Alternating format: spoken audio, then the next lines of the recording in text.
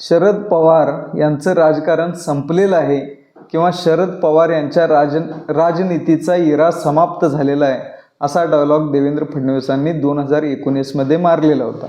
आज देवेंद्र फडणवीस महाराष्ट्राचे मुख्यमंत्री म्हणून तिसऱ्यांदा शपथ घेत आहेत.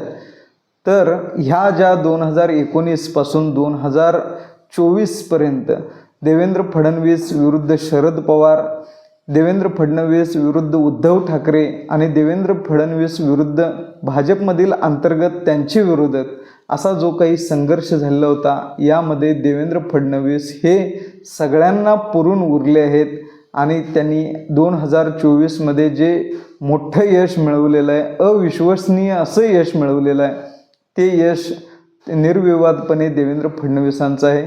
ते सर्व यश मिळवताना या सर्व विरोधकांना त्यांनी गार केलेलं आहे, चितपट केलेलं आहे.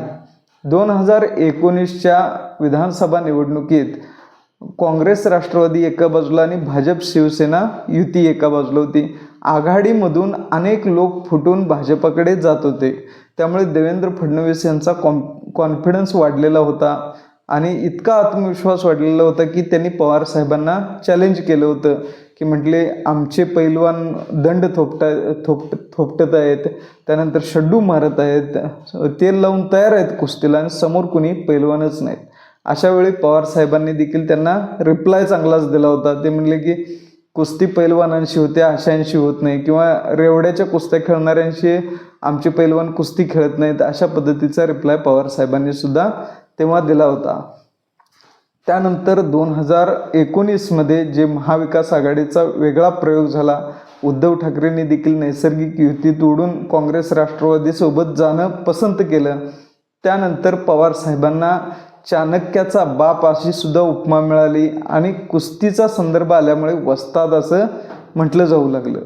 मात्र पवार साहेबांना अगदी लोकसभेच्या 2024 मध्ये झालेल्या लोकसभेच्या निवडणुकीपर्यंत अत्यंत चांगलं यश मिळालं होतं. मात्र फडणवीसांनी कुठलंही शिल्लक बाकी न ठेवता वस्तादांची तालीमच खाली केली. अजितदादा आणि अजितदादांच्या सोबत असलेले इतर मातब्बर 41 आमदार आपल्या छावणीत नेले. एका अर्थाने पवार साहेबांची तालीम फोडण्यात देवेंद्र फडणवीसांना यश आलं आणि ती तालीम फोडून त्यांच्याच वस्तादांकडून, त्यांच्याच मल्लांच्याकडून किंवा पैलवानांच्याकडून पवार साहेबांचा त्यांनी कुठेतरी पराभव केला असंच दिसतं.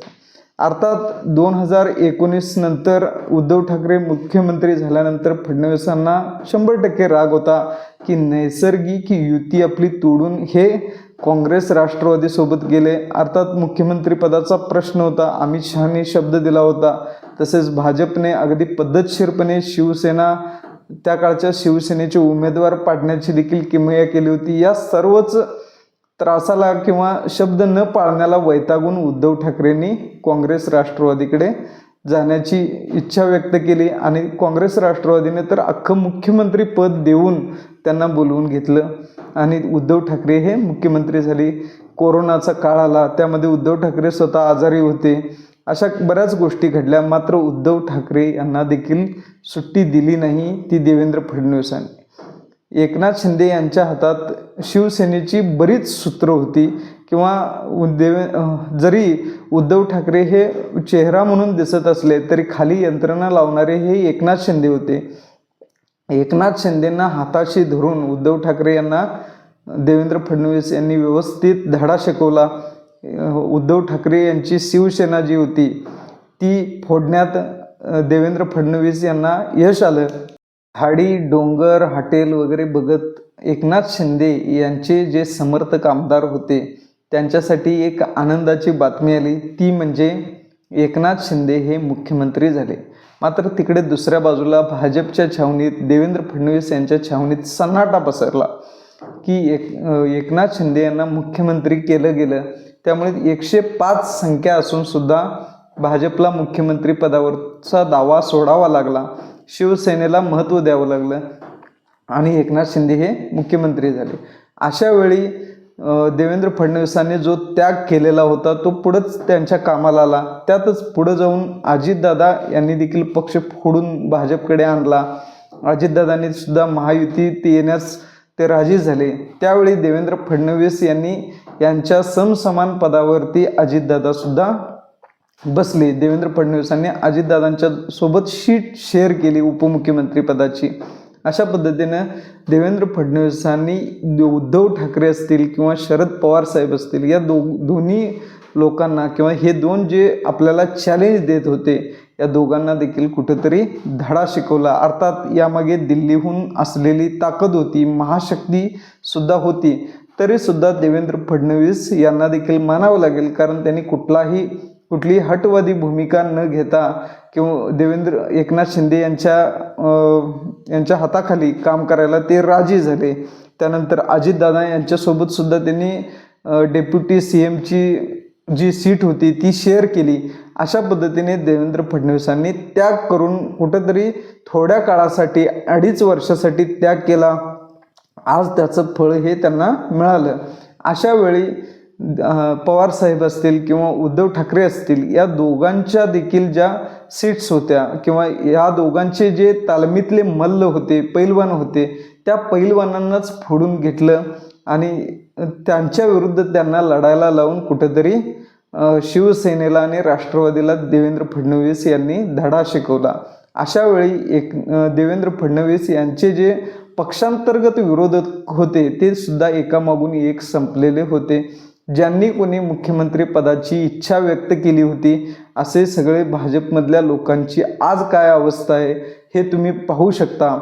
पंकजा मुंडे असतील किंवा विनोद तावडे असतील, एकनाथ खडसे असतील, अशा सर्वच भाजप अंतर्गत लोकांचा देखील त्यांनी व्यवस्थित कुठेतरी बंदोबस्त केलेला तुम्हाला दिसून येईल.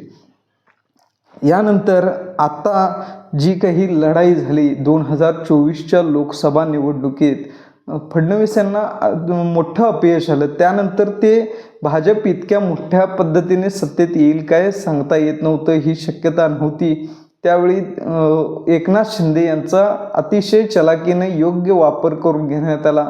त्यांचं जे फेस आहे किंवा त्यांचा चेहरा जो वापरून ही निवडणूक लढवली गेली आणि या निवडणुकीमध्ये भरघोस असं मॅन्डेट महायुतीला मिळालं आणि काँग्रेस, राष्ट्रवादी, महाविकास आघाडी ह्यांना अतिशय कमी सीटमध्ये अगदी 3 अंकी आकडासुद्धा या आघाडीला गाठता आला नाही. त्यामध्ये फडणवीस यांचं महत्त्वाचं योगदान होतं, एकनाथ शिंदे यांचं योगदान होतं, अजित पवारांचं योगदान होतं. मात्र या सत्ता आल्यानंतर सुद्धा किंवा चांगला निकाल आल्यानंतर सुद्धा मुख्यमंत्री बनण्याच्या रेसमध्ये एकनाथ शिंदे सुद्धा होते. त्या एकनाथ शिंदेना देखील शांत करण्याचं काम फडणवीसांनी केलं. जर फडणवीसांच्या ह्या चलाखीकडे पाहिलं, आता ते उद्या मुख्यमंत्री पदाची शपथ घेत आहेत. फडणवीस यांनी जर अनेकांना गार केलं, म्हणजे त्यामध्ये पवार साहेब आले, उद्धव ठाकरे यांची सेना संपवली, त्यानंतर भाजपामधले जे अंतर्गत विरोधक होते त्यांचा देखील काटा काढला. त्यानंतर एकनाथ शिंदे हा एक मोठा विरोधक, म्हणजे जरी ते एकत्र असले तरीसुद्धा एक मोठा विरोधकच फडणवीस यांच्या वैयक्तिक वाट्यात होता. त्याला देखील अतिशय व्यवस्थितपणानं हँडल केलं. त्यांचं जे काही नाराजी नाट्य सुरू होतं किंवा ते काही आजारी होते त्यांना देखील भेटल्यानंतर एकनाथ शिंदेनं सुद्धा बरं वाटू लागलं. अशा पद्धतीने फडणवीसांनी अनेकांना हँडल केलं, अनेकांना व्यवस्थित गार केलं आणि शेवटी मुख्यमंत्रीपदी ते पुन्हा आले. त्यांनी जी घोषणा केली होती 2019 साली, मी पुन्हा येईन, ती घोषणा उद्या कदाचित ते देतील. आणि हे आता महाराष्ट्राच्या पुढं स्पष्ट झालं की देवेंद्र फडणवीस हे पुन्हा एकदा आलेले आहेत. अगदी देवेंद्र फडणवीस यांचं जे मुख्यमंत्रीपद आहे, येणारा जो काळ आहे, म्हणजे पहिलं जे मुख्यमंत्रीपद होतं 2014 सालचं, 2014 ते 2019 ह्या कारकिर्दीमध्ये त्यांना बसवलं गेलं होतं. मात्र 2024ची जे त्यांचं मुख्यमंत्रीपद असणार आहे ते त्यांनी वैयक्तिक मिळवलेलं आहे असं म्हटलं तर वावगं ठरू नये. देवेंद्र फडणवीस यांनी, उद्धव ठाकरे यांनी पवार साहेबांना कुठंतरी गार केलंय का किंवा त्यांचं राजकारण कुठंतरी संपवलंय का, त्यांना तोडीस तोड दिल्या का, असं तुम्हाला वाटतं का? तुमच्या प्रतिक्रिया कळवा. जर चॅनलला सबस्क्राईब केलं नसेल तर करा, लाईक शेअर करा. धन्यवाद. थँक्यू.